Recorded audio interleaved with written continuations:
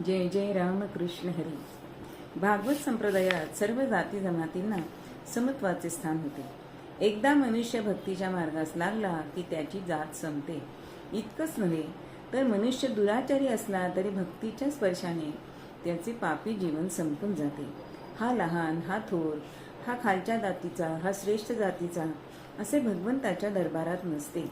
ज्ञानेश्वरांच्या मते येथे जाती अप्रमाण असतात. याच वृत्तीचा तुकाराम महाराजांचा एक अभंग सर्व प्रसिद्ध आहे.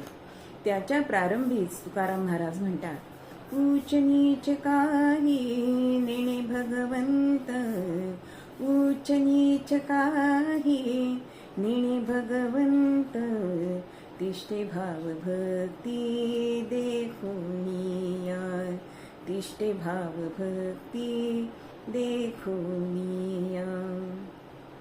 तुकाराम महाराजांच्या मते परमेश्वर मनुष्याची भावभक्ती पाहतो. तो जातीचा विचार करत नाही. तुम्ही कोणत्या जातीचे आहेत असं तो विचारच करत नाही. एकदा भगवंताच्या भक्तीत तुम्ही रमलात की तुमची जात कोणती हा विचारच उरत नाही. फक्त भगवंताचे प्रेम हे फार महत्वाचं आहे. तुकाराम महाराजांनी आपल्या ह्या अभंगात भक्ती मार्गातील समत्वाची अनेक उदाहरणं दिलेली दिसतात की देवाने दासीपुत्र विदुराच्या घरच्या कण्याही गोड मानून घेतल्या.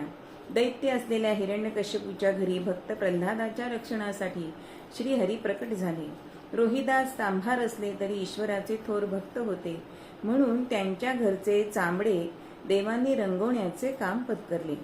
कबीर कोष्टी असले तरी सुद्धा देवाने त्यांच्या मागावरती शेले विणले. इतकेच नव्हे तर सजन कसाई याला देवाने मांस विकावयास मदत केली. या श्रीहरीने सावतामाळ्यांबरोबर त्यांच्या शेतात खुरपे घेऊन काम केले. नरहरी सोनारांच्या घरी कुंकणीने त्यांची भट्टी फुलवली.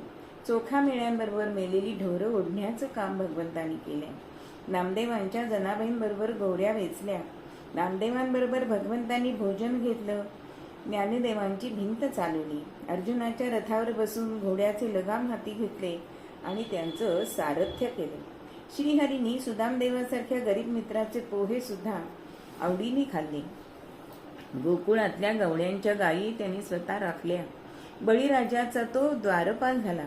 एकनाथ महाराज, अंबरीश यांची सेवा ईश्वराने अशीच केलेली आपल्याला दिसते. त्याने मीराबाईंच्यासाठी विषाचा प्याला आवडीने प्राशन केला. तर भक्त दामाजीचा तो गडी सुद्धा झाला. गोरा कुंभार यांची माती वाहिली. नरसिंह मेहत्याची हुंडी स्वतः भरली. असा हा पांडुरंग धन्य असून तो पुंडलिकासाठी चंद्रभागेच्या तीरी अजूनही भक्तांच्या